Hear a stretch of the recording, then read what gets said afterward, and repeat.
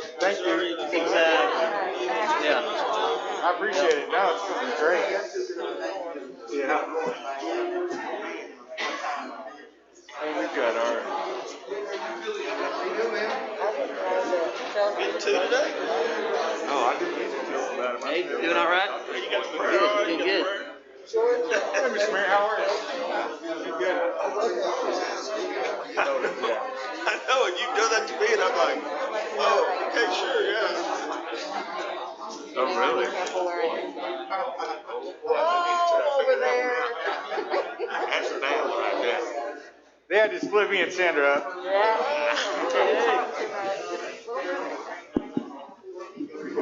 I'm starting to think nobody likes me. I got 5 Dude, I know you're all on your own lonesome over Hey, there. I know nobody likes me. They made me sit next to the lawyer, so Yeah. that's not a good sign, No right? kidding.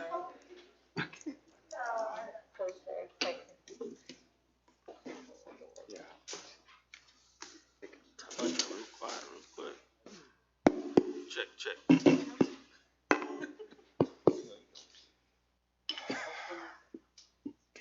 Are we good to go? Already? Are you ready? Okay. All right, it's 5 o'clock. We'll call the meeting to order. We do have a quorum. We'll declare meeting open. Thank you for coming out and being with us this evening. Nice crowd today. Welcome, Judge. See you in the back. Happy birthday, by the way. Judge Majors. 501. 501 on the time machine. All right, if you'll stand with me for the pledge and invocation, please.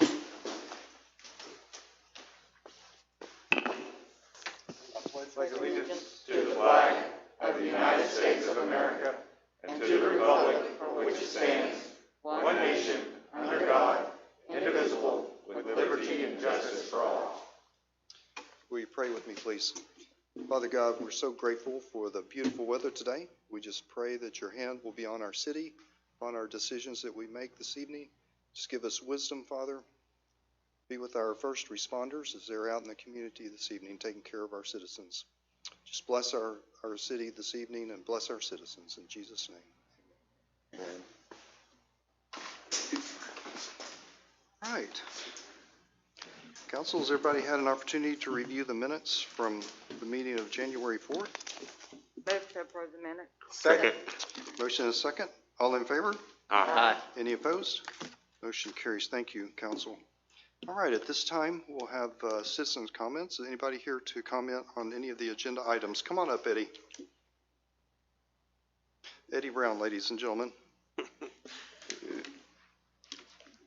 Thank you very much. And I wanted to come this afternoon and just say a big thank you to the Sherman City Council, to our city manager, Robbie, and a big thank you to Terry Fine as well for working with us and providing CARES Act funding this last year for our Sherman Chamber of Commerce. The Sherman Chamber invested that money from the CARES Act funds with our Sherman Chamber, or Sherman Small Businesses, and throughout the Sherman, providing programs like Sherman Strong campaign, our Takeout Tuesday, benefiting our restaurants during that time when they could only have takeout and no sit down. Our Thankful Thursday, where we recognize our first responders in town, our hospitals, and then for our Open for Business campaign that we did that particularly impacts small businesses and to let people know that it is safe to come back and shop. And I wanted to tell you, your generosity provided help to the Sherman small businesses in 2020, and just a big thank you from our Sherman Chamber, our membership, our board of directors, and from our whole community. So thank you very much. Thank you. Thank you. Thanks, Eddie. Thanks, Eddie. Okay, any other comments this evening? Okay, that we'll take a look at the consent agenda. These items are considered to be routine and will be enacted in one motion without a discussion unless a council member or a citizen requests a specific item to be discussed and voted on separately. The consent agenda includes items E3, E4, F1, G4, G5, G6, and G7. Would anyone like any of these taken separately for any reason? I'll move to approve the consent agenda. Okay, Second. motion and a second. All in favor? Aye. Any opposed? Motion carries. Thank you, council. All right, at this time, we'll open public hearing. Linda, if you'll read D1 for us, please. Ordinance 6355, an ordinance of the City Council of the City of Sherman amending Section 8, subsection 5A, ordinance number 2280, so as to grant a specific use permit to allow outdoor displays in a C1 Retail Business District, 01, 75, and 82 Overlay District at 3201 North US Highway 75, Suite 101, being Lot 1R1, Block 1 of the replat of Lot 1R of Sherman Crossing Addition, 7582 Sherman Crossing, L. Limited Owner. Tractor Supply Tenant, Onyx Creative Architect, and Aaron Blue Representative, providing that this specific use permit shall be granted subject to certain conditions, providing a penalty not to exceed $2,000, finding that the meeting at which this ordinance is passed was noticed and is open to the public as required by law. Okay, thank you, Linda. Rob? Good evening, Mayor, Council. This item is for a specific use permit to allow outdoor displays in a C1 district. The P&Z voted to recommend approval of this 7-0. Okay, thank you, Rob. Is there anyone here to speak about this item this evening? Okay. If not, Linda, if you'll read D2 for us, please. Ordinance 6356, an ordinance of the City Council of the City of Sherman amending Section 8, subsection 5A, ordinance number 2280, so as to grant a specific use permit to allow a two-family dwelling duplex in an R1 one-family residential district on property located at 515 North Colbert Avenue, being 0.276 acres in the C. Carter Survey, abstract number 229, also being all of lots 118 and 119 Belmont Addition, Jose Castillo, Torres, and Crisladad Serrano Gonzalez, owners, and Helvey Wagner Surveying Incorporated surveyor, providing that this specific use permit shall be granted subject to certain conditions, providing a penalty not to exceed $2,000, providing a repealing savings clause, severabilities clause, and an effective date, finding that the meeting at which this ordinance is passed was noticed and is open to the public as required by law. Okay, thank you, Linda. Rob? This item is for a specific use permit to allow a duplex in an R1 district on Colbert Street. It is located close to the old high school. P&Z voted to approve the SUP 7-0. 0. Okay, thank you, Rob. Is there anyone here to address this item this evening? Okay, if not, Linda, if you'll read D3 for us, please. Ordinance 6357, an ordinance of the City Council of the City of Sherman amending Section 8, subsection 5A, ordinance number 2280, so as to grant a specific use permit to allow two-family single-story patio homes with no more than two structures attached in a grouping in an R1 one-family residential district, College Park Overlay District, on property located at 910, 914, 916, and 918 North Throckmorton Street, being lots 5, 6, 7, and 8, Block 5, W.P. Carter's Addition, Lazy L Enterprises owner and Underwood Drafting and Surveying surveyor, providing that this specific use permit shall be granted subject to certain conditions, providing a penalty not to exceed $2,000, providing a repealing savings clause, severability clause, and an effective date, finding that the meeting at which this ordinance is passed was noticed and is open to the public as required by law. Thank you, Linda. Rob? Mayor, Council, this item is for a specific use permit to allow a two-family patio homes, plural, in an R1 district. This item is actually similar to one that was passed in 2017 on the 800 block of Throckmorton. P&Z approved this unanimously. Thank you, Rob. Is there anyone here to address this item this evening? Okay. Not, Linda, if you'll read D4 for us, please. Ordinance 6358, an ordinance of the City Council of the City of Sherman amending Section 8, subsection 5A, ordinance number 2280, so as to grant a specific use permit to allow patio homes in an R1 one-family residential district on property located in the 2100 block of West Moore Street, being lots 2 through 18, Block A, lots 1 through 9, Block B, lots 1 through 11, Block H, and lots 10 through 20, Block G, of the proposed The Grove Addition, SSC GC Holdings, LLC owner, Grove Addition Development JV applicant, Civil Point Engineers, civil engineer, and Underwood Drafting and Surveying Incorporated surveyor, providing that this specific use permit shall be granted subject to certain conditions, providing a penalty not to exceed $2,000, providing a repealing savings clause, severability clause, and an effective date, finding that the meeting at which this ordinance is passed was noticed and is open to the public as required by law. Okay, thank you, Linda. Rob? This item is for a specific use permit to allow 48 patio homes in an R1 zoning district known as the Grove Addition.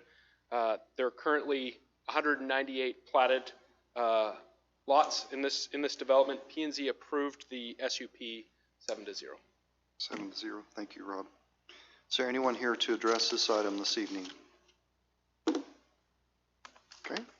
If not, Linda, if you'll read D5 for us, please.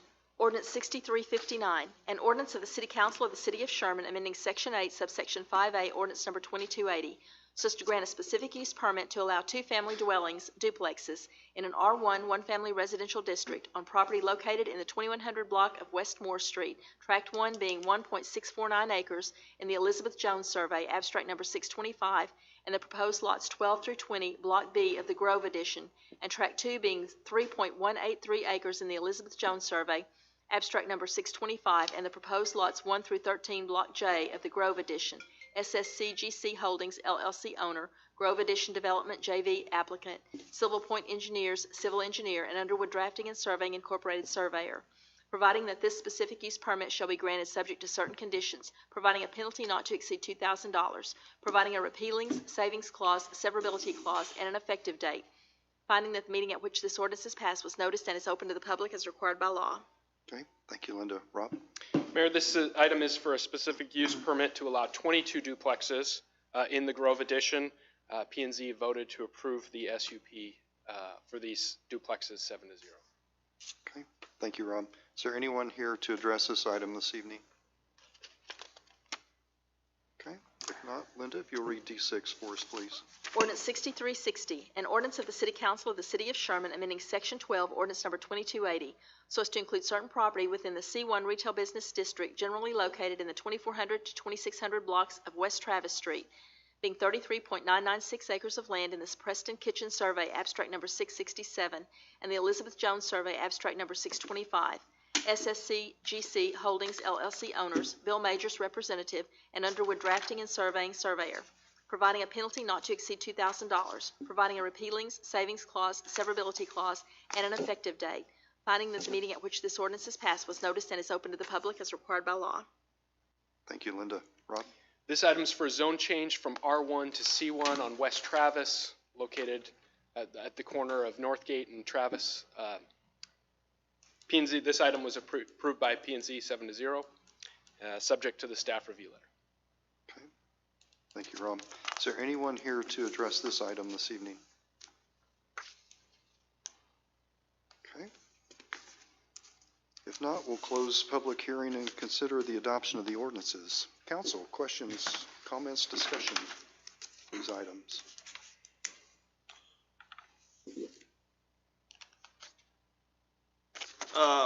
I've got a question on 6355. Okay. So, Rob, I noticed they reference, this is the Tractor Supply, correct? Is that, That's correct. the fenced storage area kind of out in the parking lot? So, explain that to me. So they, Tractor Supply came in for site plan approval. They wanted to put in a garden center along the side and improve their building on the south side of their building. Part of their site plan included a location in their parking lot indicating outdoor displays. When they did that, we told them they, as part of our how we've administered the ordinances, required them to get an SUP for that outdoor storage if they'd like to. They wanted to keep that on the site plan, and part of the overlay district, the 82, 75, and 82 overlay district, is requiring any outdoor displays be screened. So what they have in the parking lot now will now be moved into a fenced-in. That would be their intention. Okay. So that, I mean, that leads me to other locations that has lots of outdoor. So we're making these guys build a fence around theirs, but yet we have, I went on a little field trip today and took some pictures of Lowe's and Walmart, Home Depot, and, you know, they have a large amount of outdoor storage in the parking lot. So are they in violation? Are they in compliance, or how does that work? Currently, a few of those businesses are in compliance. A few of them are not. Orscheln's has an SUP for outdoor storage. Home Depot also came for an SUP for outdoor storage as well. Lowe's is actually a company we're working with right now in getting in compliance. They're making some changes to their building, and as part of our staff review letter, we said you need to get an SUP for outdoor storage. So isn't there a requirement for parking on a lot of those buildings, so many spaces? And so then when they use up those spaces for outdoor storage, does that come into consideration as well? And that's part of our site plan review. When they make those changes, we make sure that there's enough parking for their building. And currently, an example, Lowe's has enough parking even with their outdoor storage. Okay. I'm all for screening and as little outdoor storage as possible. I just think it's a little unfair to Tractor Supply that we're making them fence theirs in when we have, and to their point, even some of their competitors are not complying with this. So I just bring that to your attention, and those of you that know me know that I have had issues with that for a long time, but I noticed that they were gonna be required now to fence it in out in the parking lot, which was a little interesting to me. So part of that, they actually asked for an exception to that rule, the fence. They wanted to put in a chain link fence. That item was tabled by P&Z. Action was not taken on that exception. Okay, so that's not been approved, this other shaded area here Their exception to it, the exception to put a fence in or to put a chain link fence has not been approved. Okay. Yeah, I agree. I don't know if a chain link fence is really what we want out there, but I think it reads to screen, some type of a screening material, and I don't know that a chain link fence would do that. Yeah, and that was one of the issues that the P&Z commission had with that. I didn't mean to take us down that rabbit trail, but I'm concerned about what we're doing to them and not doing. Yeah, and Tractor Supply wanted to screen it. They do want to screen it, but more for security issues. They mentioned in P&Z that they were concerned with things getting stolen. Okay. I'll share my pictures with you later. So just so I understand that correctly, the way it stands now, they didn't get the exception for the chain link fence, so they're gonna have a solid fencing of some kind out in their parking lot. That's what the requirement would, if they want to do the outdoor displays, if they want to be compliant, then that's what they would have to do at this point. And their current parking lot, if you go over there, they're about 25% of their parking lot is filled with trailers and such. So, I mean, they're going to have basically walls around those trailers in their parking lot. And their intention would be to consolidate what is currently being stored into a location that's less spread out than what it currently is. Okay. So Rob, they came to the city about one thing and we brought up the other. That's correct. So are we gonna stay on top of these things? Well, they won't be able to get their building permit for the other item until all the items in the staff review letter are fulfilled. What I'm referring to are the other businesses. Yes. Thank you. Hey, Rob, this is somewhat related, a little bit unrelated, but feed and things of that nature, is that allowed to be stored in the parking lot? I can check on that. I would think that our ordinance just specifies general merchandise. Okay. And whether that's food products and animal feed, that's something that I can check into. I just ask because I know that tends to bring in the rodents and things whenever you have that, but thank you. Okay, Well, I'll make a motion to approve D1. I'll second. okay. Motion second, all in favor? Aye. Any opposed? Who was the second, Mayor? Thank you. D1 is approved. Thank you, council. Discussion on the other items? If there's no discussion, I'd move to approve 6356, 6357, 6358, 6359, and 6360 as written. I'd like to just say that this is kind of an off week. We only have two that are mentioning patio homes. I still think we ought to take a look at our patio homes ordinance. That was actually my question is, aren't we looking at that currently? Yeah, we currently have a subcommittee with P&Z to look at patio homes. We have a meeting with them on the 12th to discuss what some of the changes are that staff would look like to, and also changes that they would like to see. So if we had an ordinance that called out a patio home size, an ordinance may not be the right, but a zoning or a lot size, then that would eliminate a lot of the need for these developers to come and ask for that? Is that a safe? Yeah, assumption? potentially, but you'd have to, they would have to get either an SUP or a zone change if they wanted to move to a different type of zoning district, if it was a different lot widths or something like that. Okay. Sorry, Mayor. No worries. All right, so we had a motion. Did we get the second in? I got the second. Okay. All in favor? Aye. Any opposed? These are approved. Thank you, council. All right, Linda, if you'll read E1 for us, please. Resolution 6697, a resolution of the City Council of the City of Sherman authorizing approval of receipt of a petition from Terra Perpetua LLC to create a public improvements district over approximately 278 acres of land in Sherman, Texas, acknowledging the filing of the same petition and authorizing the city manager to engage a consultant to assist the city in developing a feasibility report regarding the proposed public improvements district. Finding that the meeting at which this resolution is passed was noticed and is open to the public as required by law. Thank you, Linda. Robbie? Yes, Mayor, this is the next step in the, next official step in the creation of the PID, the Public Improvement District, the PID for the Bel Air project. This is really only the first official step. Of course, we've had steps in the past kind of indirectly related to this where we appointed the consultant, MuniCap, set up the actual plan development, et cetera. But in terms of our commitment through the master development agreement that we had a few meetings ago, we do have a commitment to work with the developer to create this PID by, I believe it was June of this year. So next steps for us after this resolution, which really just validates that the petition is accurate and valid and conforms with state law. Next steps would be this feasibility study that we're sending the consultant off to do, and then a series of other kind of actions, all of which, or most of which, can be done in one meeting that would come at a future meeting.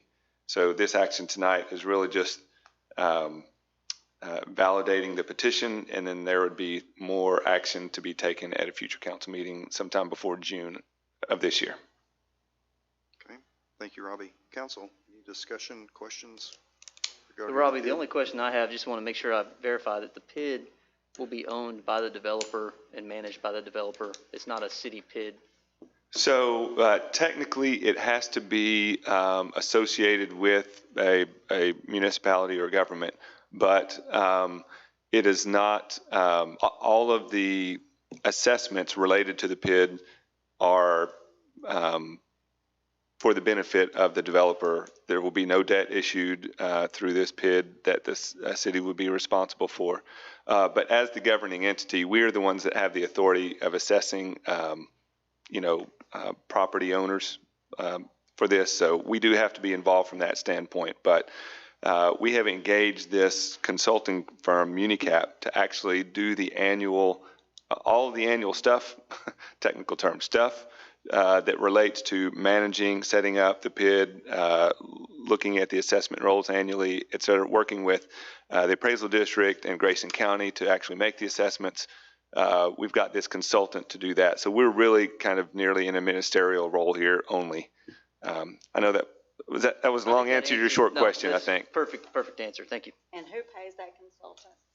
The PID, city doesn't pay anything. The PID costs are, including the consulting costs, are paid through the PID itself. Okay. I move to approve. Second. Okay. Motion second. All in favor? Aye. Any opposed? Motion carries. Thank you, council. All right, Linda, if you'll read E2 for us, please. Resolution 6698, a resolution of the City Council of the City of Sherman awarding a bid to and authorizing execution of an agreement with Thomas S. Byrne Incorporated, doing business as Byrne Construction Services, as construction manager at risk, CMAR, for the construction of a new police headquarters facility. Finding that the meeting at which this resolution is passed was noticed and is open to the public as required by law. Okay. Thank you, Linda. Robbie? Okay, Mayor and Council, this is the another step in the progress that we're making on the design and construction, potential construction of the new police station. You might recall from previous projects that we've done, like the fire station number 4 that was completed recently, the library, Pecan Grove West ball fields. All of those major projects were done using this format, the construction manager at risk. And essentially what this does in 2 fail swoops is first, it identifies a firm, and either I or Jason will talk about the process that we went through to get there, but I just wanted to let you know kind of what the role of a CM at risk is. One is to do kind of a preliminary administrative function to get us to a point where we know what the actual kind of guaranteed price is going to be, or cost of the, in this case, the police station.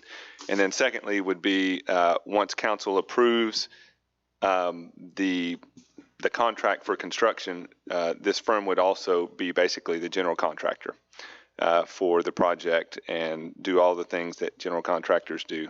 So the first thing tonight really is there's a fee up front that's $15,000 that gets us that first level of service where they do the design in enough detail to give us this what's called guaranteed maximum price, and that'll be a few months of work. And then at the end of that few months of work, we would come back to the council to say, okay, here's what the actual final design is. Here's what the this guaranteed maximum price is. Do you want to move forward and sign the contract for construction? So they can go over the details a little bit. But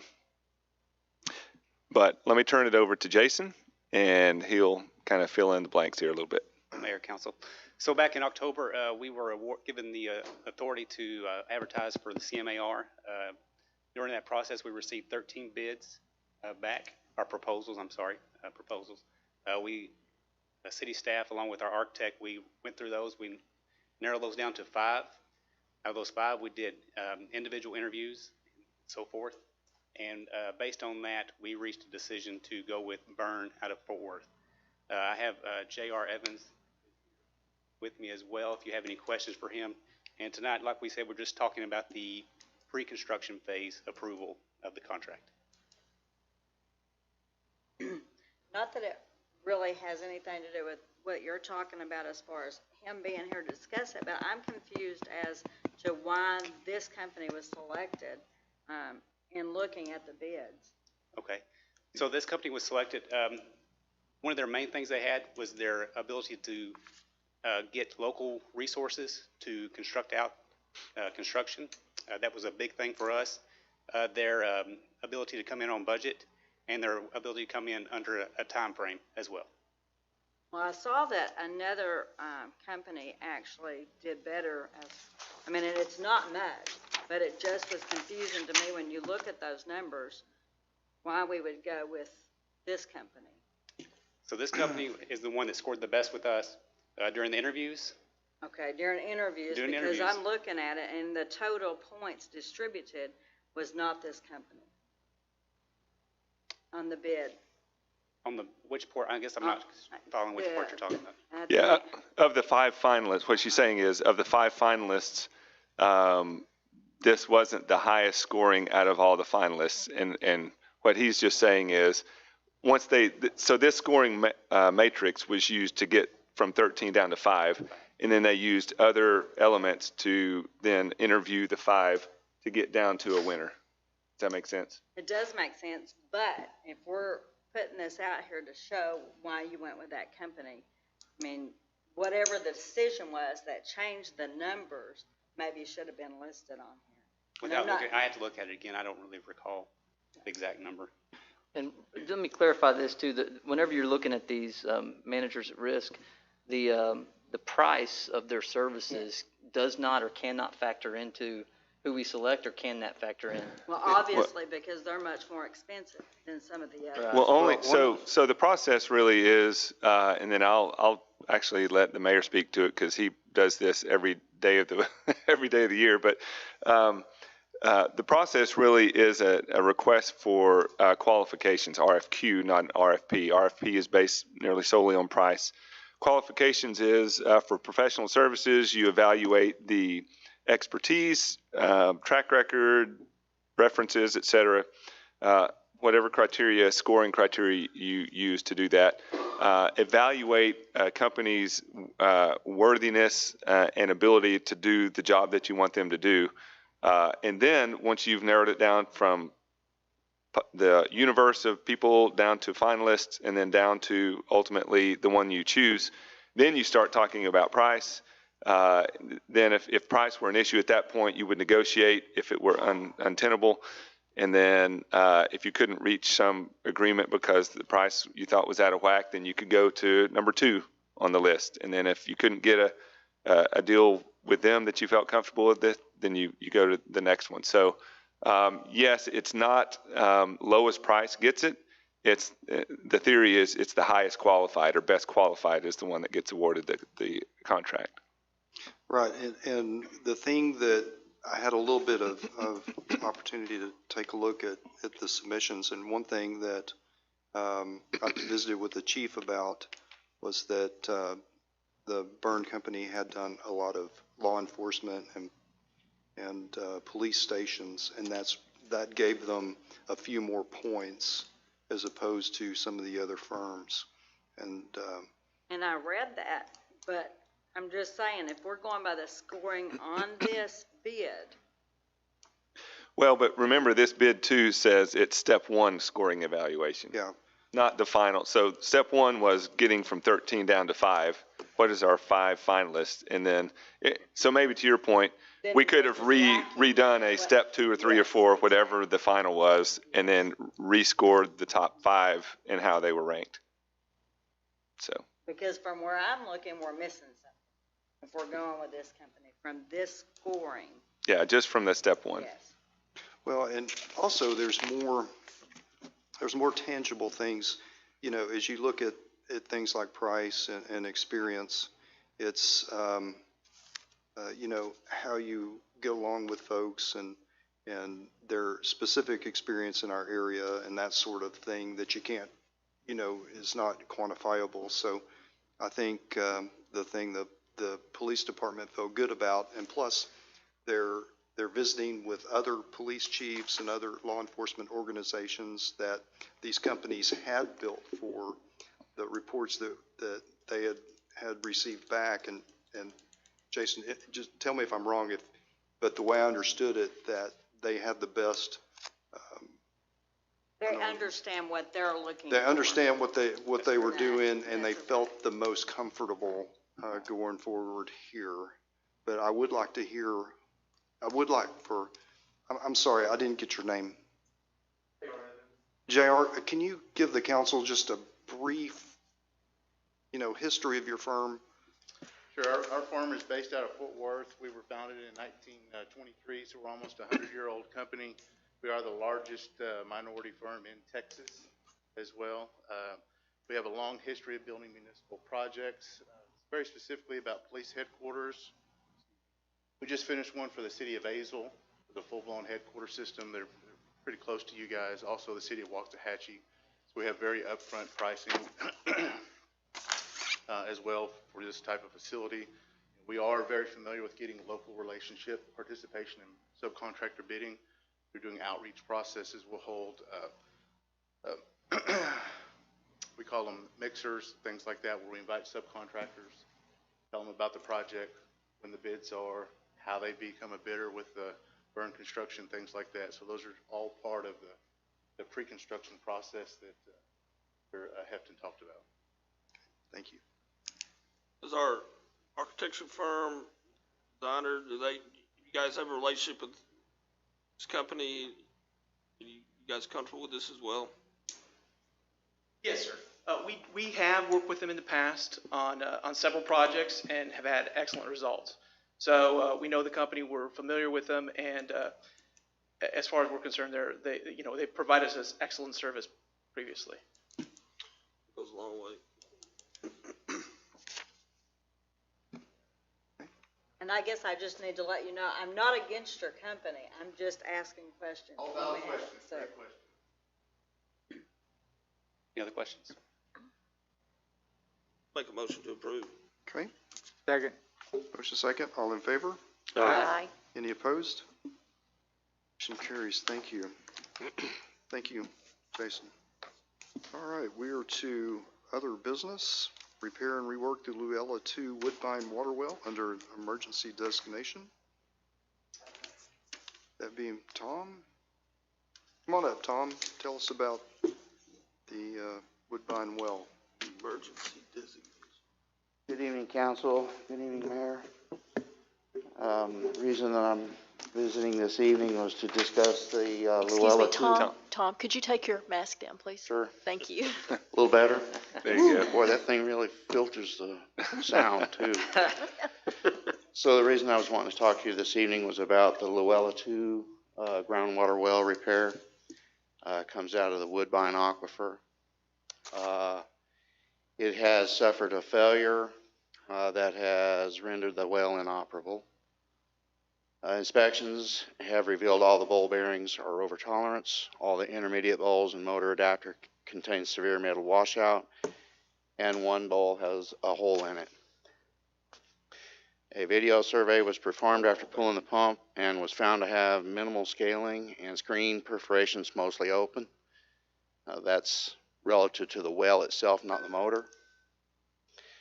The water well currently produces approximately 4.4% of our groundwater supply. And from the period of 2001 to 2018, the well had ran 5,771 hours. That was before this. Last 2 years, it has ran 18,303. So it's ran about 3 times as much as it did in the previous 17 years. That was an increase of 217%. That was likely due to the water treatment plant being able to produce because the 72-inch water line was out of service. So it's ran quite a bit in the last 2 years. Why is that? Why does it run more than it has in the past? Because it's just. Well, they took the 72-inch the raw water line out of service. And so all our groundwater wells ran a lot more. So if it's inoperable right now, It has not been functioning. That's correct. so what are we doing now? We have a lot of other groundwater wells And surface water. in surface and the surface water, right? But of our groundwater system, I haven't added them all up, but we've got 22 wells. We've got quite a few groundwater wells. This is only 4.4% of our net. So if we're making it without it, we want to spend $176? The potential that you run into is if the raw water line goes down again, and it will. It currently has a leak, and they're working on that. But the city ran entirely on groundwater for many months last year. And without this well, it's significant.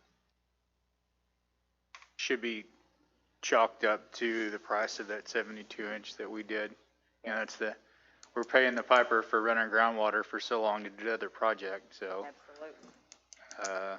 But you don't want to roll the dice. If Right. you lose another one. Keep going. If obviously we check them on a regular schedule, are we going to see other pumps that are going to be like this one because we ran them so much during that interim? So we might see more of this. Sure. Okay. It will happen again. Let's see, Jim prepared us a chart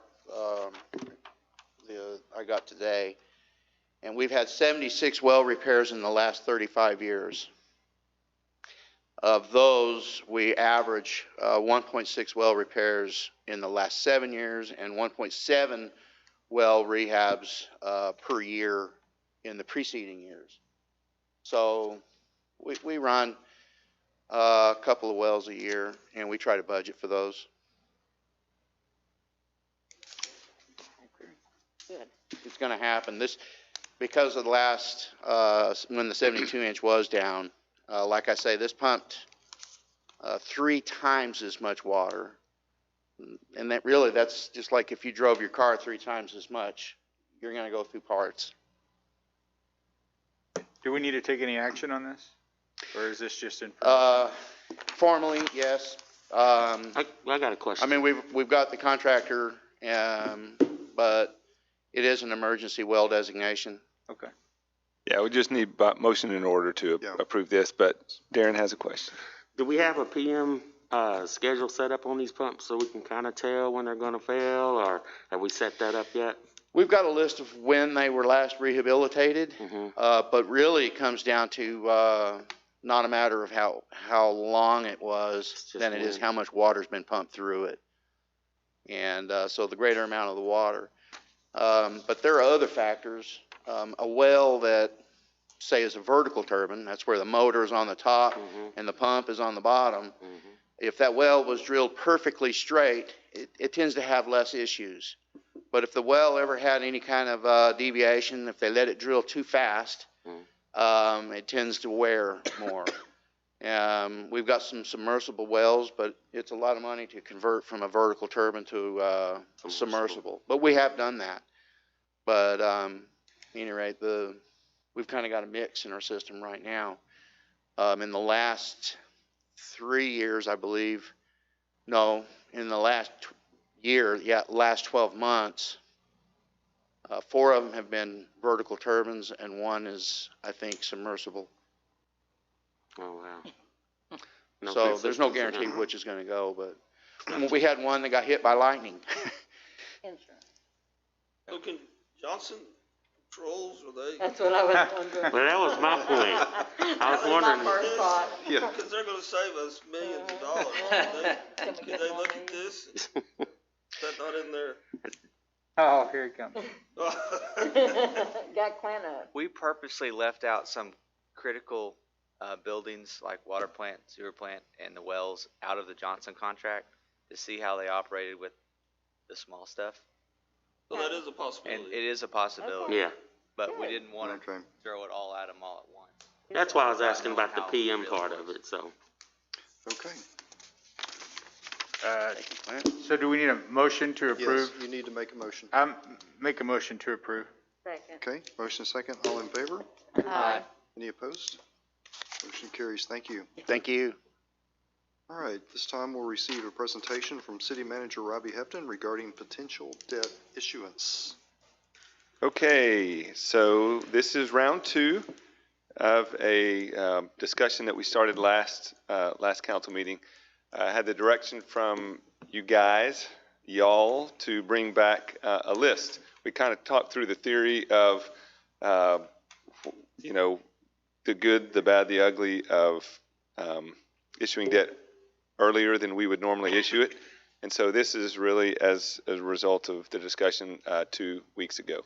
So this would be the list in terms of priority that we would look at. Don't get freaked out by that number, although it's a big number. I'm not asking for $40 million. I'm just simply identified what would be our top priority. So blue is the, kind of first place. Remember the first place ribbons that you got on 4th grade track day? Blue, then red, then green, and white. But anyway, hopefully you all got blue and red ribbons. And so, but I digress. Blue is our highest priority. Purple is the mix between blue and red, so it would be kind of, 1A, and then red would be the things that are of second priority. There's nothing fancy up here, right? There's police headquarters and then a bunch of roads, except for the Pecan Grove ball fields. So this would be my list of priorities in terms of where we would use the money, depending on how much you gave. So it's or allowed or asked us to go pursue. Police HQ at the top, and then roads after that. I also went back and got an update and asked our financial advisor to give us what is the most recent deals that you could find of cities that had the same bond rating through S&P that were done most recently. And those are the two cities. It was the city of Fate and the city of Salina at those two rates for 20-year COs. And then so these items down here is the cost per $1 million annually at 20 years at 1.6. And then, of course, the longer you issue debt for, the higher the rate is. It's not significantly higher, 20 basis points, but with increased interest rate and decreased, amount per year that comes out because you're stretching out the payments for longer, you go from $59,000 a year per million to $50,000 per year debt service, principal and interest per million. So this would be the schedule of timeline based on your direction tonight. If you said go tonight, it would still be about 3 months before the money was in the bank. The next item would be at the next council meeting, the notice of intent to issue the COs. About a month and a half, 6 weeks after that, we would come back April 5th for the actual acceptance of the bonds that would have then been put out in the marketplace. Now, there's a whole lot of things that would happen between February 15th and April 5th. Call ratings, calls with our financial advisor, et cetera, et cetera. But in terms of council action, it would be 2 meetings, the 15th of February, or whichever meeting you guys told us to start, and then also the acceptance of the actual bonds. And then after that, it would just be a matter of time before the CO is actually funded. And so they would be sold and locked in on the 5th, if this were the calendar, with money to come, about a month later. So what I need from you tonight is there an appetite to issue COs? If so, what is the amount? And then this is the general path that we would take. Because we don't know exactly which one of these would be actual first up, we would probably just take it in a first come, first served basis. So if, for instance, you said, I'm just making up things here. If you said, hey, we're not doing 40, but we want to take advantage, we'll do 20, then, most of that's a police headquarters. Then we would have 5 set aside for roads and other infrastructure, of whichever one was the highest need and came first in this list. We would write also the ordinance, the official statement for the bonds are written in a fairly broad manner. So you don't say we're issuing debt for police headquarters and for Heritage Ranch, Plainview Road. You say the funds will be used for municipal facilities, for rights of way and construction of roads, for parks, amenities, things like that. So you leave it broad enough to give you some flexibility to be able to manage that tranche, those dollars in whatever project is of highest priority at the time when the need arises. So that is my info, and we can open it up for discussion, questions, whatever else. Let me also add a footnote. You'll notice that most of these are specifically general fund, general improvement fund types of projects, right? You don't see water lines and sewer lines and things like that because, except for new roads, those types of projects are done through G2A. So we don't issue certificates of obligation to do water projects, generally speaking, only to the extent that those water projects are a water line underneath a new street. Would they be included in a CO bond package? So to the extent that there are this isn't an exhaustive list of our CIP needs. This is a list of prioritized general improvement types of projects that we would use X amount of dollars for if we were to issue debt. Okay, now I'll open it up. So how did they rank? How did you get them to that ranking?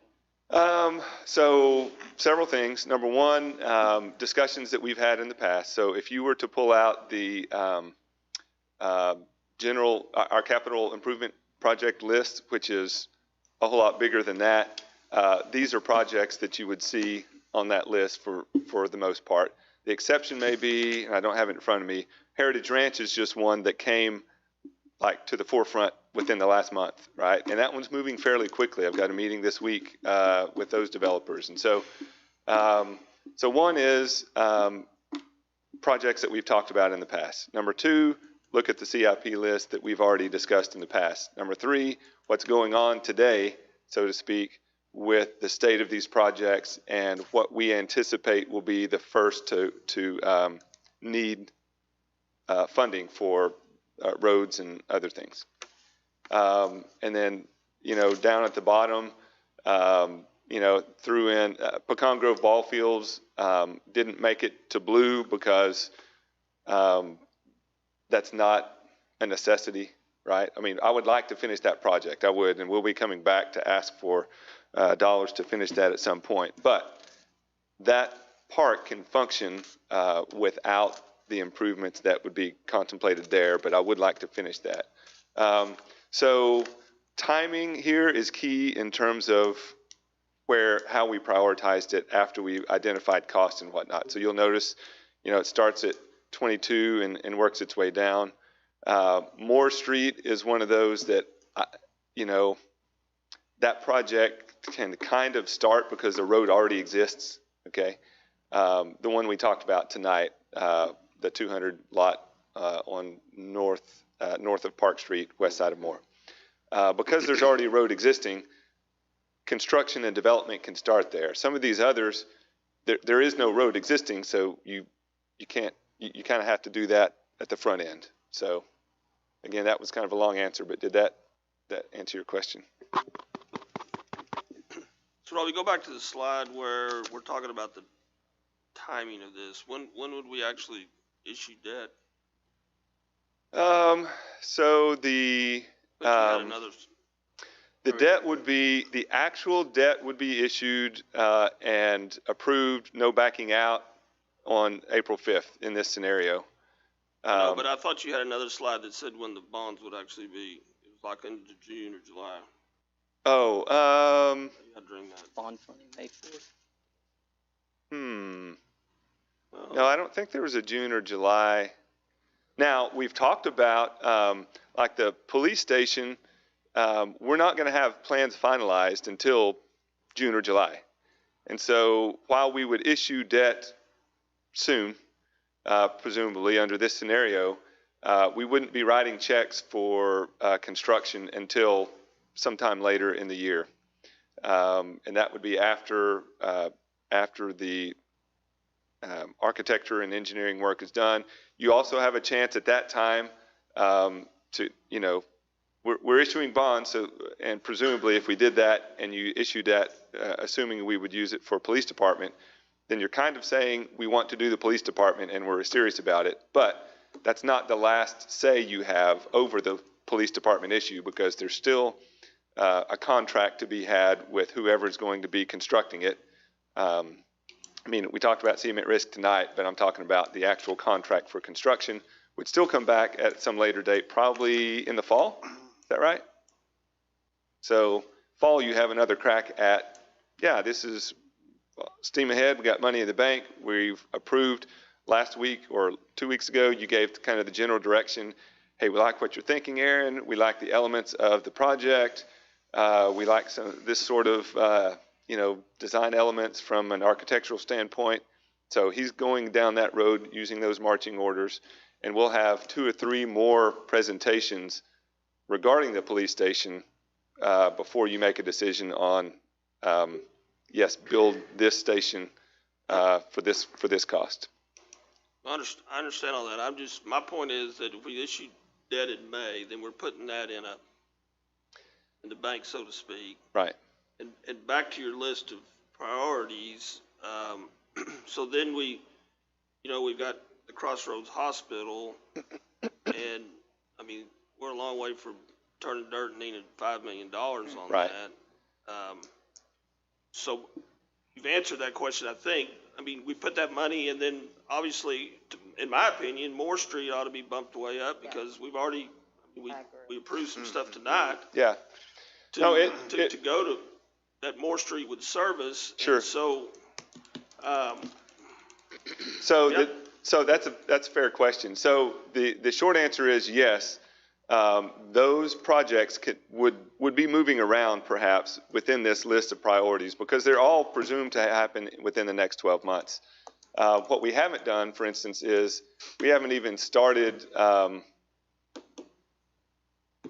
internally we've started talking about alignment, but we would want the council's direction on alignment of Moore Street because ideally we would take it from Park Street north to Center Street, do 2 lanes, just like we did on the south side of West Travis, and south side of Park. Ultimately be 4 lanes, median divided, but the first whack at it would be 2 lanes. And there's some other things like buying properties and maybe some houses that would come into this, and that's going to take some time. So so yes, it can be. These dollars would be moved around at whatever I think there'll be some comes needed projects first. that aren't even on your list that will be identified at some point. Could very well be, yeah. So, go ahead. My only point that I'm going to stop is that I think it's a great idea, and I think that's what we ought to be doing. I just question the aggressive schedule a little bit because, if you go back to that slide, Robbie, about what it's going to cost us a year per million, we're 10 months from starting the police station, possibly, or. Yeah, we would presumably be. But you're going to be paying on that debt up until that time, and of course, and you and I've had this conversation. We're rolling the dice. Are the rates going to go up? Yeah. In the next 6 months? Nobody knows that. Right. But I think we ought to be doing it, and I can't believe I'm going to say this, but I look at that and I think there's somewhere around $28 million that needs to be looked at. Right. But we carry that $28 million debt while our money's sitting in the bank. Sure. It's not sitting in the bank making any interest. Well, so here's a little interesting fact. It is to me. So our portfolio yield right now is about 1.2% annualized. Mary, did I get that close? So 20-year debt is 1.6% or 1.8%-ish for 25-year debt. So there's really less than 1% if you were, depending on how the funds were allocated, et cetera, that we're getting on our investment versus what it's costing us. So your real cost is 0.5%. So let's see, 1% of $1 million is, 10,000. Is that right? My math right there. So half of 1% is 5,000. So per million, your incremental cost there, net of your earnings, is about $5,000 per year per million. Well, why don't we just have our cake and eat it too, and just put the spurs to some of these projects so we're not paying debt service on things that aren't happening yet? Yeah. And Robbie, let That me makes more interject also to say that, the project's about half the dollars on the screen that you put up there are projects that we've never even discussed or had any contracts put in front of us. I say. Yeah, correct. Yeah, for sure. But, Yep. But things that are because they're so new, it's like things are. As an example, a hospital, right? Yeah. So we're supposed to spend no money on that hospital. That's an outside group. I know that you're saying we might have to spend some money, but we're kind of like putting the cart before the horse here by issuing $5 million in debt on something that we anticipate spending nothing on other than the initial $500,000 we put in. I'm just using it as an example. Sure. The total of this debt package, if we were to do it, would, be almost $1 million a year in, it's somewhere $600,000 a year in debt service. I don't think the issue here is on the savings of interest. I think the issue here is on the cost of the debt service. And you and I have had talks at length about this, but our tax rate is going to be capped this year because of the property value increases, which means any money that we spend unnecessarily or on things or possibly issue debt on things that we don't do or we don't necessarily have a need for is going to come right out of our general operating fund. And so that could go against things like fixing our current roads or giving staff raises and things of that nature. So I think we just need to cross this bridge carefully if we're gonna do this, because basically we're asking to issue debt on things that we don't even have, teed up. Sure, so, agreed. So we don't know we can't even define what the ask would be or the project would be on the hospital. What we know is, we're gonna know by the budget workshop roughly if this is a go or not. And if it is a go, it's gonna go extremely quickly. So that might be a project, for instance, that we could say, hey, let's not do anything for that project because we don't have enough visibility into timing and scope and all that, because that one is in TERS number 5. So to the extent that TERS number 5 is generating more revenue, it's the TERS that's paying for it, not, it's what already is set aside that would be paying for that. But, and to your second point, my intent would be that, and I think I still have this slide. Yeah, both of these slides kind of indicate, based on what we know, of projects right now, this is our best estimate at February 1st as to what taxable values are going to be created incrementally from these projects. And this slide kind of shows you our ability to issue debt covered only by this additional, not by what's on the ground today, not what's, not the 3.85 billion in our tax base, but whatever increment is created through all of those plan developments and other things that are kind of in the works right now. This gives you an idea about our ability just with that increment and just with the existing tax rate, no tax rate increase. At existing rates, this is your ability to afford debt over time. And so, this blue is a $20 million, I just picked a number. If you were to say, hey, we're not comfortable with the other things we understand about the police department, that's been a direction from the council in the past, well, then you cross this line, this is 0, that's 10. So, sometime in this time frame, 22, 23, which is a year away, is when values would have been created ample to cover at existing tax rates the debt service.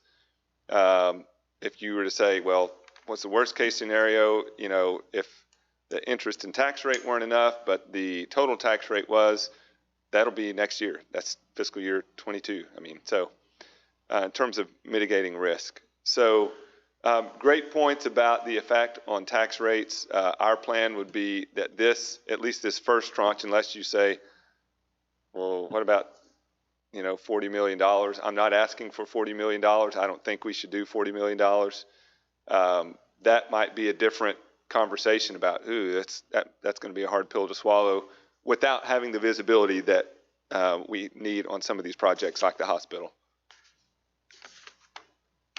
And remember, too, we would presumably issue the debt, and before a dime of checks are written, every project has to come to you for your approval anyway. So this isn't the approval to write checks. This is the approval to get the financing, to ask you to write checks at some point in the future. Right, yeah. That's what worries me, because we don't know what's happening right now. My only concern is, I'm not saying, I appreciate you guys looking at this, and any way we can save, if we're gonna issue debt anyways. I just think the vast majority of the projects on the screen are things that we don't even have teed up. And there's some of them on there, as Willie pointed out, some of the smaller ones that are on there we do. But some of the other ones are things that we haven't even got slated, or we haven't even heard presentations or approved the projects yet. Yeah, Well, I got the 1417 from 56 to 75. I mean, yeah. Well told us. But as Robbie said, but as Robbie said, we write this general. We know that if it's not the Crossroads Hospital, there's gonna be something else that suddenly pops up because things are changing. We'll spend it. Yeah. I mean, there's a place.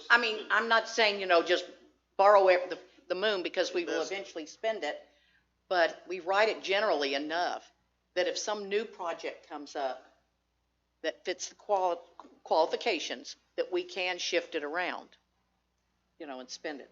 When is the last time that we issued a bunch of? 2019 was our last CO. 19? 19, yeah.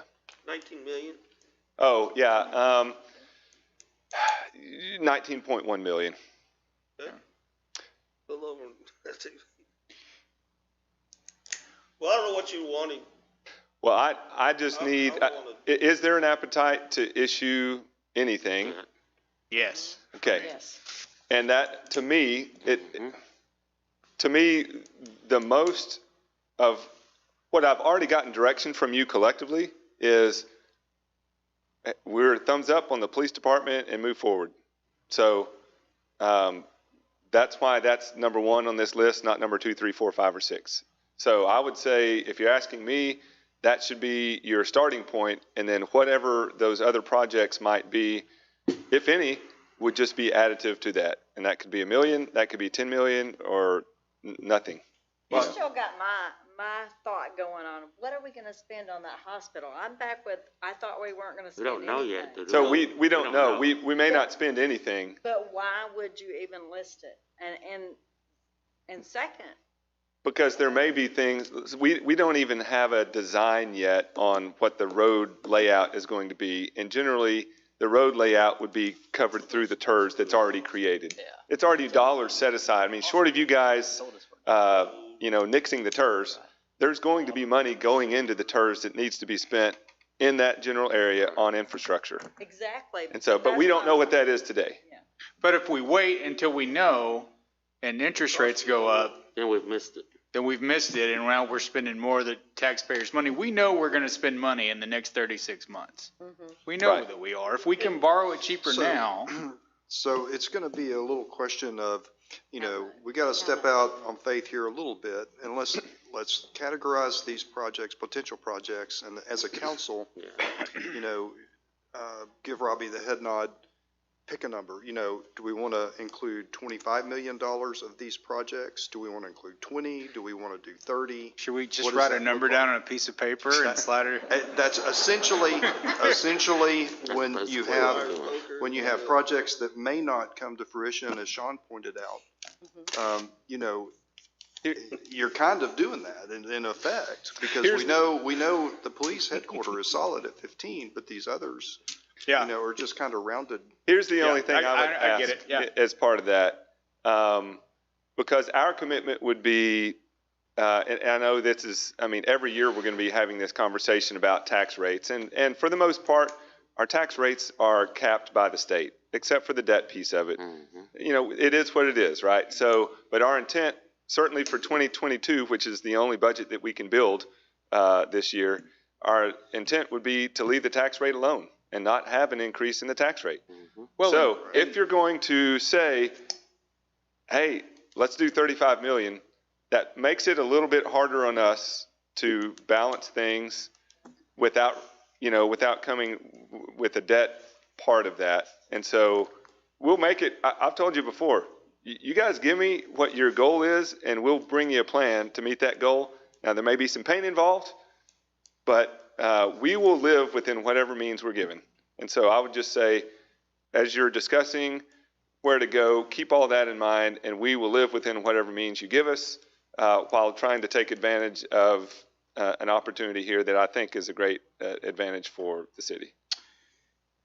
Willie, you said you thought we're thinking in terms of 28 million. Can you tell me what you were kind of, Well, I just had. and I know we can move this money around. I but just had the police station, obviously, and then I had the 5 million for, actually the 3 million for more, and then 10 million for either Crossroads, Bel Air, or Heritage was my. Just thought. kind of a lump for whatever pops first, wherever the need comes first. I think those 6, 7, and 8 are, in fact, you've got them 23, fiscal year 23 Yeah. plus.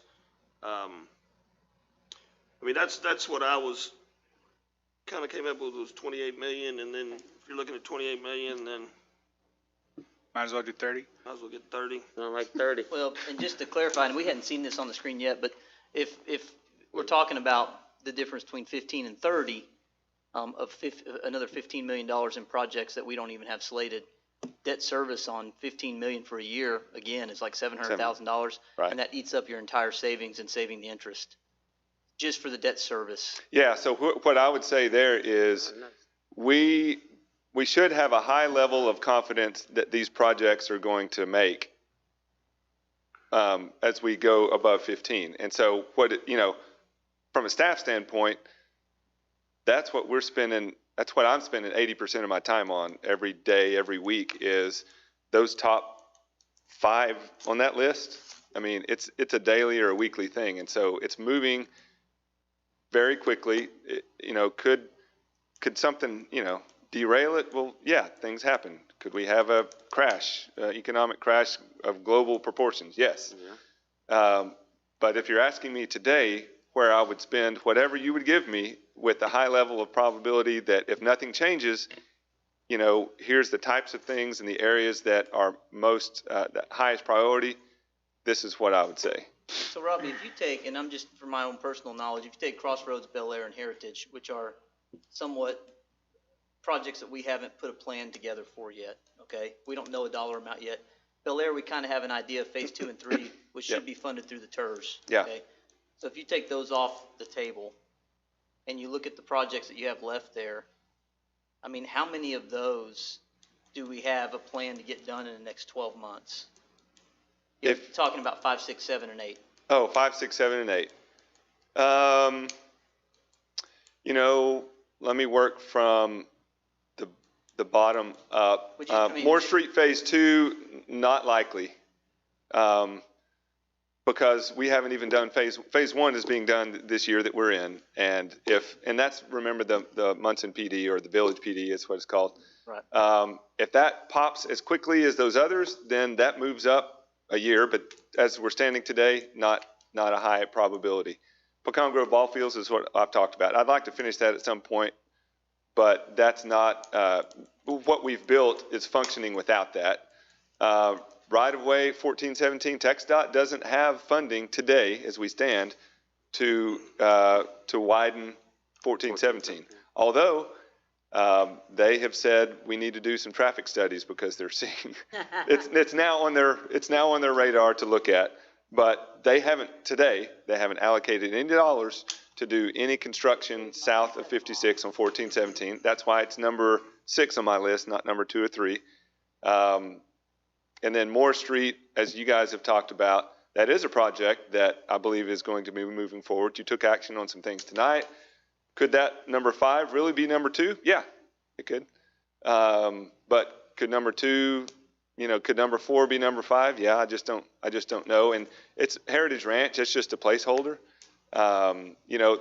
We have a general. It was in the plan development document that you guys looked at and approved. We have a general layout of the street, so we generally know, hey, it's probably going to be this type of street for this long, so we can say, that's about $5 million, $6 million, $7 million for this length of street. So these weren't just kind of numbers out of the air, but the other thing I like about including TERS dollars in this is in every single TERS, we're leveraging our dollars with the county's dollars for infrastructure.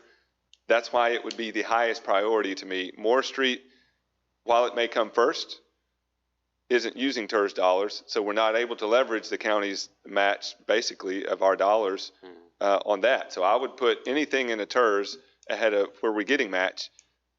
And those dollars would be paid for with TERS dollars, not general fund dollars, okay? So it would be money set aside. But so these dollars here, debt service, isn't an indication of it coming from the general fund. I just lumped everything together in terms of here's what the total cost would be. Some paid through TERS dollars set aside, some paid through general fund dollars set aside. Well, I mean, the way that I go home and to be able to sleep at night knowing that we went into 25 or 30 million debt is it's more of an investment in the growth. And if we looked at the $25 million, what that's going to convert, and you alluded to that, but what that's going to lead to as far as a tax base, if we take Crossroads or we take Legacy Road or what, and look at what we spent and what that's led to, West Travis. I mean, we had several projects approved today on West Travis that would not have happened if we hadn't put that road in. Yeah. So we're not spending money, we're investing money, and I think we have an opportunity to invest when it's the right time, and we put the money in the bank, and whatever project rises to the top is what we fund. Yeah, and to your point, I didn't spend a lot of time on this, but great point on that last column on the very right is the estimate of how much debt could be covered by in this Crossroads Hospital. So $25 million in debt could be supported by the increment at that tax rate, not the general. It's not touching any general fund dollars. Just the things that are already approved to be set aside in those TERS sections. That's what can be covered with debt at the full estimated build out. So 100 and what does that say? 103. 103 million just on those. Most of that's through TERS. Just on those alone, just on TERS dollars, and that leverages the county dollars as well. Which I'm a big fan of using that because we get twice the bang for our buck. Really. Really question, is there a prepayment penalty on a bond? There's no prepayment penalty, and in fact, you can use monies borrowed to pay down the debt. So if we borrowed 28 million and we said, hey, we're going to plan on year 1 or year 2 and 3 or whatever, you wouldn't want to do that for years and years. Sure. If you don't need it in the next, to me, 12, 24 months, maybe 36 months, don't issue it right now. But you can use dollars to pay for projects or to pay debt service. Debt service, but you can't pay off the bonds early. It's not early, it's just making the annual payments as they come due. And there's no prepayment penalty. The other thing is, not that you would want to refinance a 1.6 rate, but usually the bonds have a 10-year call period, minimum 10-year call period, so we wouldn't be able to pay it. If for some reason we could accumulate enough cash, we could pay them off in cash in 10 years if we set that money aside without penalty, but we couldn't do it before 10 years.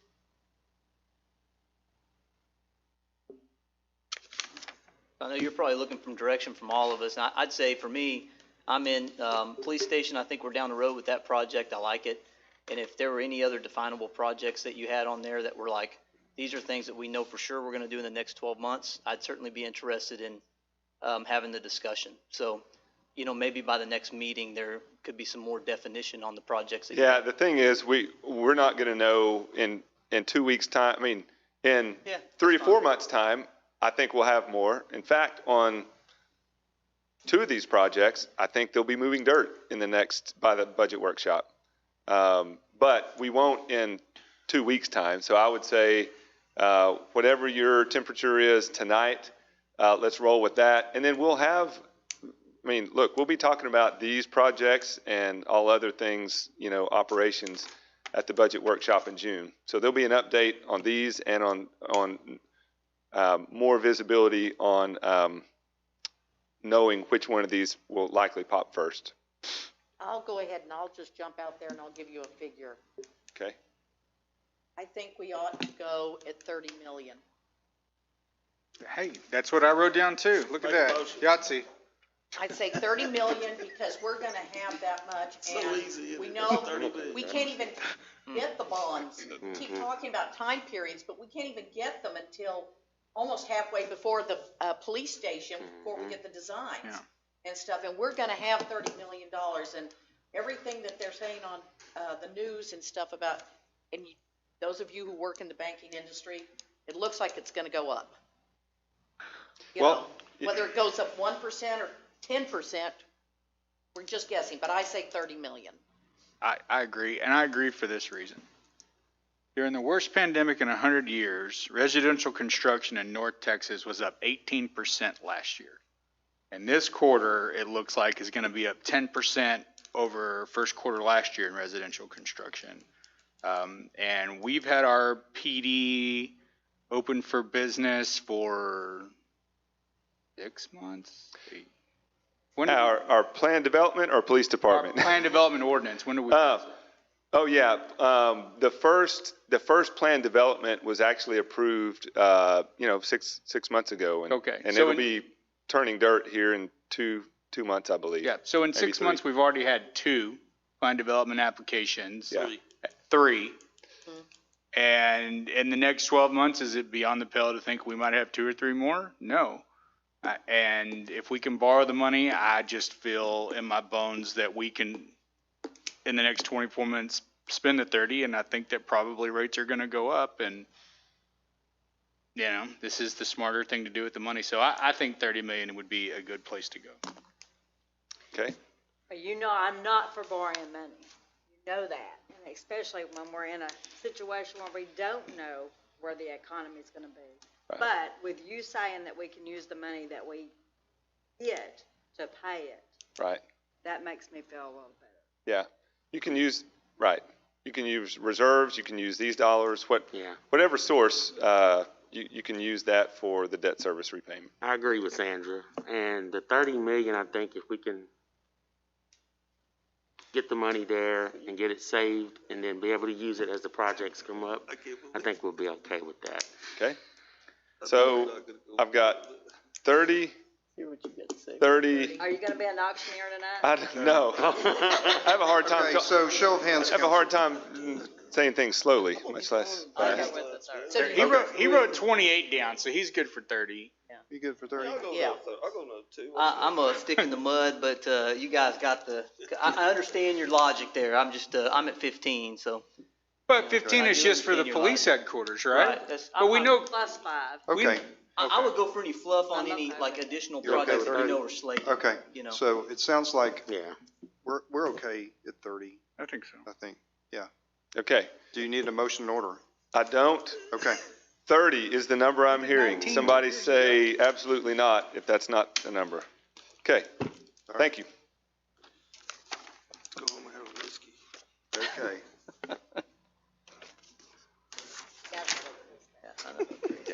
All right, at this time, we'll receive an update on the City of Sherman's ongoing projects. Fly easy on me, Nate. Fly Nate, good easy on evening. me. Fly easy Yeah. on me. Everybody's gonna show us $30 million worth of projects. Okay, thank you. For the record, I'd like to congratulate Nate on his shoes and tell him they look great. Patent leather, baby. Oh, my. All right, goodness. Mr. Mayor, Council, thank you for having me again. We got about 18 minutes of video today, and hopefully we can get through it in 18 minutes. But if you want to camp on anything, just let Junior know and he can pause it. We're out on Gallagher to start with. This is what was the hospital last time you guys looked. It is now very much not a hospital. So they spent their $400 grand from TERS in a hurry. Abated the asbestos and got the building removed in, I think, about half the time that they said they thought it was going to take. So it's good news. That building is gone. They left the nice, pretty live oak trees, so that's happy too.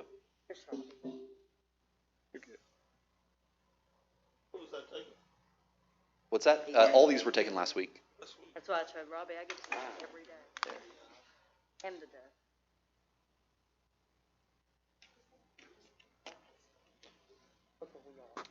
All right, so this is Hillary Drive. We are flying down, headed west toward Austin Landing.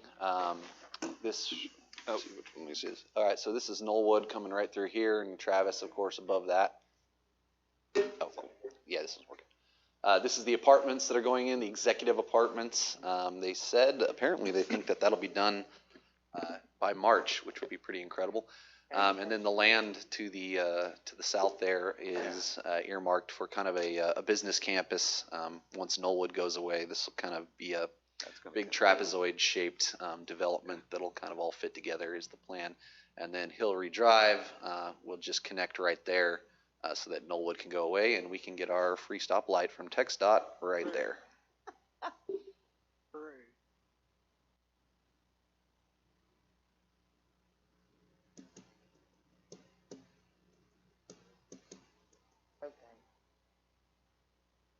Okay, this is Heritage Ranch. We are flying north on Plainview. We're crossing 82 here. This is the SEMGAS facility right there, so that would put 1417 right over there. Plainview, of course, will kind of jut right through the middle of the planned development with an arena over on this side, single-family housing right here.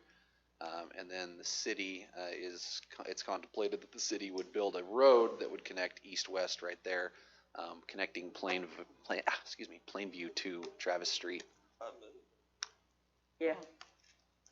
And then we'll look back to the west here to get one more look at it.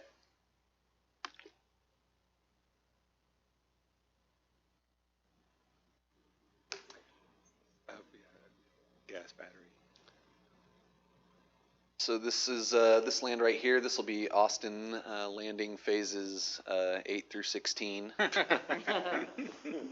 And then as we look back to the west, so the contemplated uses here are an arena of some sort, equestrian arena right there, with this back portion closest to the gas plant being used for animal storage and things like that, with a commercial flavor over here and a residential flavor over here.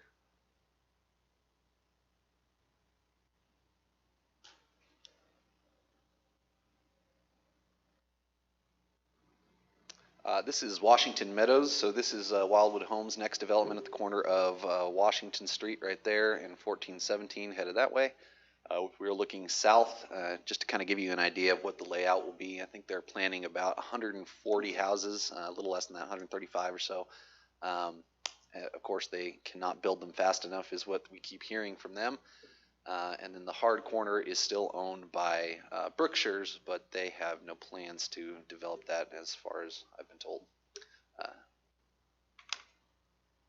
And we'll get another look at the 1417 bridge here in a minute.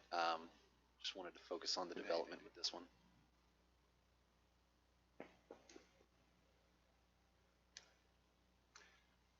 So you guys can kind of see the roads have already been cut in there. And the site balance for the most part. The next thing would be working on water and sewer utilities and bringing those up to the north. So they'd be developing north to south in this and project. Here's that Brookshire's lot right there. Councilwoman, how about this one's just for you? This is Park Street. We haven't looked at Park Street since we started construction, so this is all new. You can kind of see the beginnings of that, and then we'll get a good look at the construction of that big old box culvert that will cross the little creek that caused all these problems to begin with. And then we'll go ahead and fly this all the way out to the airport to kind of remind you what that alignment will look like eventually. So Park Street will connect across the railroad tracks and hook up with Lake Street, this little jutting piece of lake right there. And then we'll cross First Street right through there as we head toward the airport. And then right now, as it currently stands, sorry, that's Lake, or First Street right there. So Lake, as it goes right now, comes down here, and then it goes over, and then it goes over, and then it goes over, and then it finally meets up in a zigzaggy pattern down over there at Highway 11. The plan would be to kind of smooth those curves, so instead of making hard turns, this will kind of more easily undulate over to Highway 11. And then this property that we're looking at here is the Silver Falcon property. That was all trees when they started.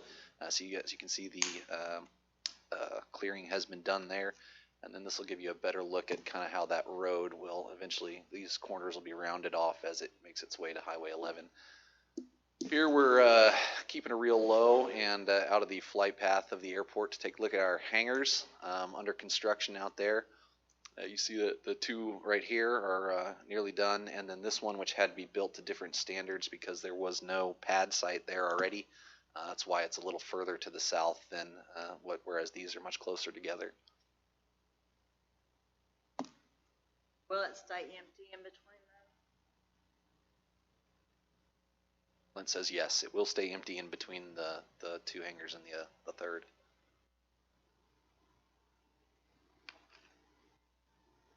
All right, here we're looking at the remains of Mount Ida out on Ida Road behind the animal shelter. This is where the city has been dumping and taking concrete from for numerous years.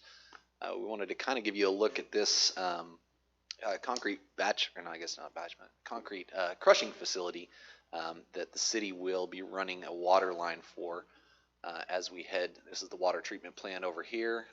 This is Highway 11 that we're looking at in 1417 as it meets up there. We did just want to give you a look at this since it was on the agenda a couple weeks ago. This is where the city of Sherman will now be getting its concrete as Big City moves into that area. I understand that they're using this little pond temporarily to keep the dust down until we can get that water line installed. And that's the one, if you'll remember, that we've asked to oversize to make sure that we can support additional development in that area.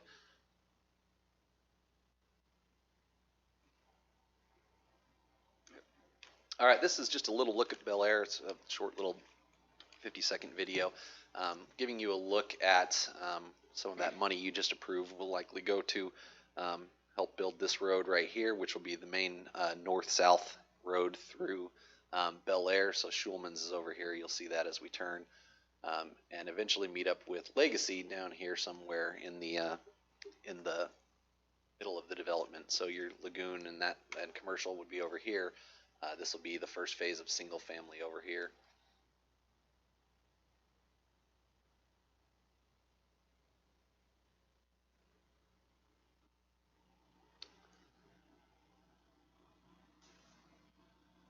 And then as we swing back to the west, you can kind of get a big picture look at it. Not going to be a wheat field for much longer.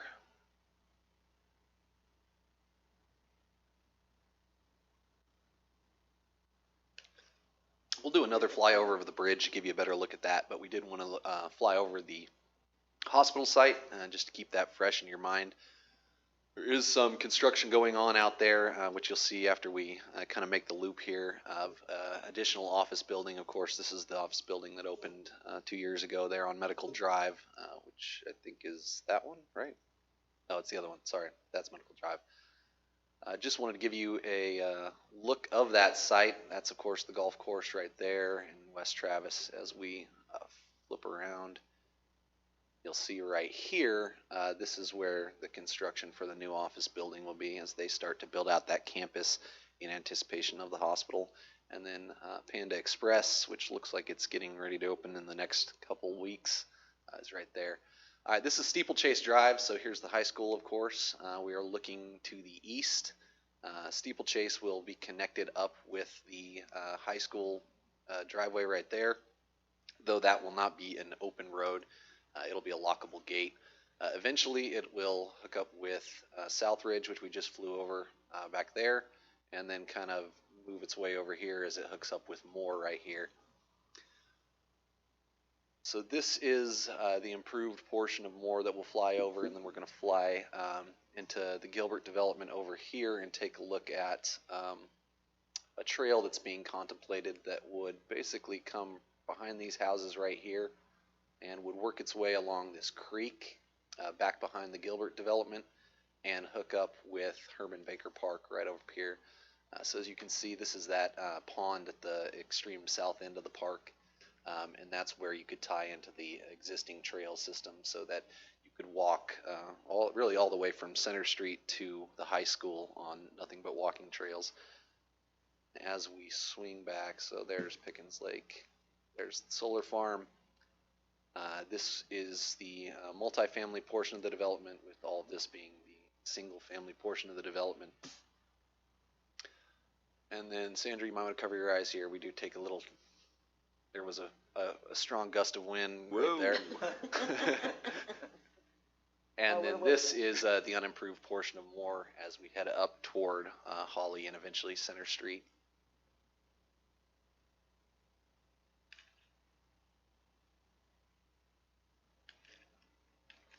Right there, one of my favorite little things right here is one of the old Sherman distance markers. It says S2M for Sherman 2 miles.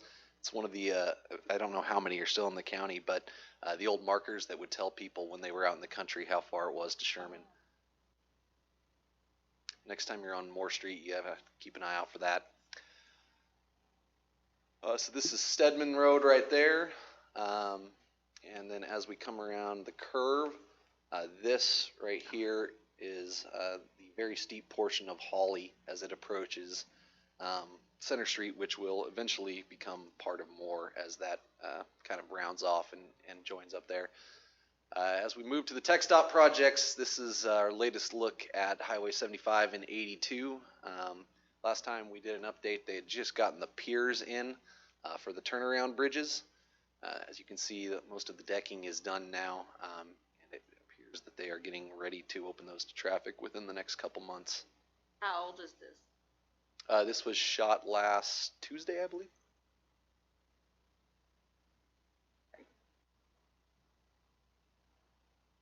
Get a look at the other side too. So of course, if you'll remember, they're adding lanes pretty much in all directions, approaching and leaving the bridge, in addition to these turnaround lanes, which will allow traffic from 82 to access on this side Walmart without having to go all the way around the U and go through all those lights.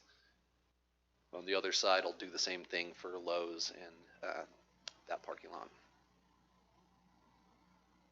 All right, here's our latest update on the bridge construction on Sand Creek, which kind of runs right through there. This portion of the road is pretty much complete. TxDOT has said within the next, I believe, 2 weeks, there will be traffic on this bridge as they shut down the old lanes and start demolition of that old bridge in pursuit of that project. So I tried to keep it over to the side a little bit more than last time to give you an idea of just how dramatic that amount of relief is there between the old and the new. Higher than I thought it would be. Higher. Bridge is still high. So you'll be able to drive that bridge in a few short days.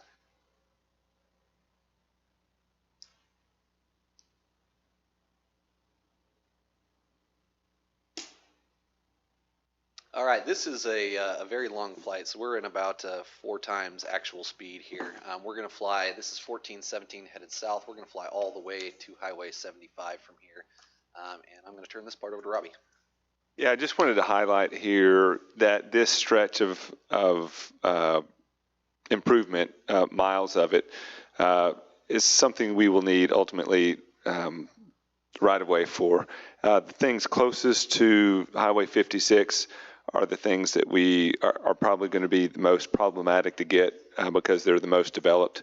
As we fly southward here, and there's less development, our hope is that we would get, and we will get, if we can hold on, the right-of-way dedicated as plats are filed for development. So if we don't buy it too soon, then as these parcels are developed, they will be required as part of our city codes to dedicate the right-of-way to us.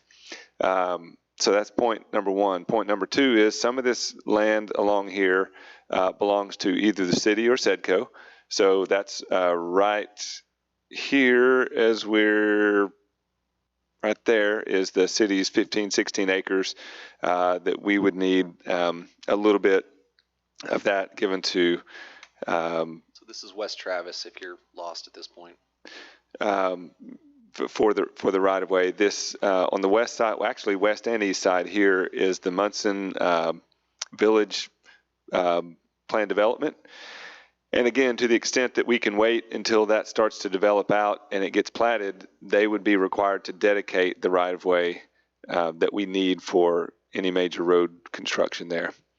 So we're kind of making the curve here. We'll stay on the north side of 1417 as we round the corner here. Now over to the right side of the screen is SEDCO's land. Now it's FedEx, and then the Globotech, not Globotech, but what's that? Certainty. So here on either side is the SEDCO's land, and right there at the bottom of your screen now is Northgate, and then as we cross over here, you've got Globotech and then Actitech there that we would need that for. So that's going to be a fair amount of right-of-way that we'll need ultimately. So this is approaching the West Travis Street Bridge from the north. So we're looking southwest here. Just to show you where this is at. Obviously they've come a long way in the last year, considering that there wasn't a bridge there a year ago. And they have begun to lay the main lanes of the highway there underneath the bridge, as well as you can see how the turn lanes will fit in there to give you the opportunity to turn without going through the light. And then here's one more look at Panda Express.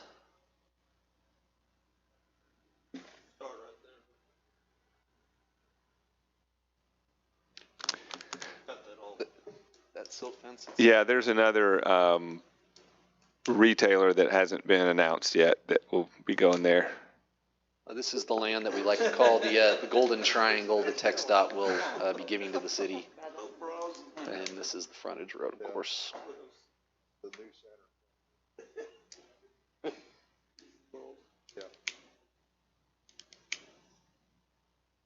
Range on that road. It depends on the weather conditions.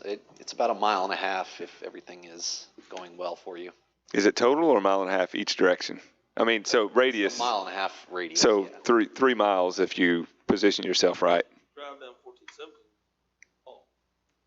Yeah, there was some interesting tactics employed on that one that I'd be happy to tell you about in private. This is our last video. This is looking at the highway construction downtown, of course, as you've probably figured out, as they continue to create the spaces along the side where traffic will have to be shunted once they begin work on the main lanes of the highway. As Robbie said, has taken to saying in the last couple weeks, it's going to get much worse before it gets better.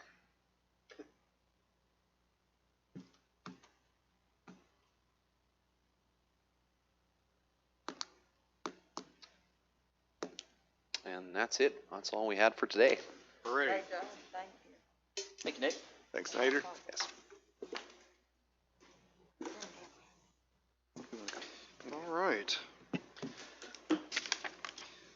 Michael, you got any questions for us? No? Okay. We'll appoint, remove, or consider qualifications to board and commissions. We have one for the Animal Control Advisory Board. Anyone want to make a motion on that item? Make a motion that we appoint Dr. Lawrence to that board. Okay. Second. Motion and second. All in favor? Aye. Any opposed? Motion is approved. Thank you. Thank you, Sandra. All right, we are to council comments. I think I started with you last time, Josh, didn't I? You did. Okay. I'm sorry, Sandra, it's your turn. Well, with that animal control board, having that, I want to thank the police department and especially secretary over there. She is doing a lot of work for that board right now. I really appreciate y'all taking Good. No comments? No comment. Oh, nothing. I'm good, Mr. Mayor. Okay.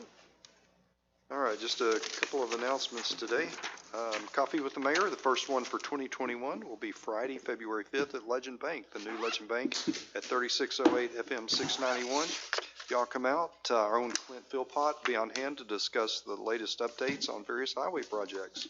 So y'all come out for that. And then Sherman Main Street bring its annual Mardi Gras celebration to beautiful, historic downtown Sherman on Saturday, February 13th. Enjoy shopping, specials, Cajun-inspired food and drinks, and live music inside of participation locations in downtown Sherman. It's always a great Saturday on the square. Sherman Chamber of Commerce will hold their annual awards luncheon virtually this year with a live stream of the events beginning at noon on Friday, March 26th. If your organization is interested in helping sponsor the luncheon this year, please contact the Chamber for more information.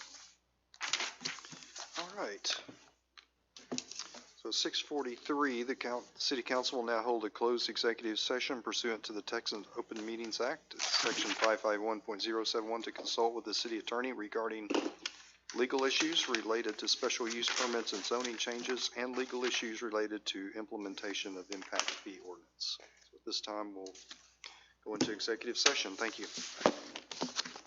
Have a go.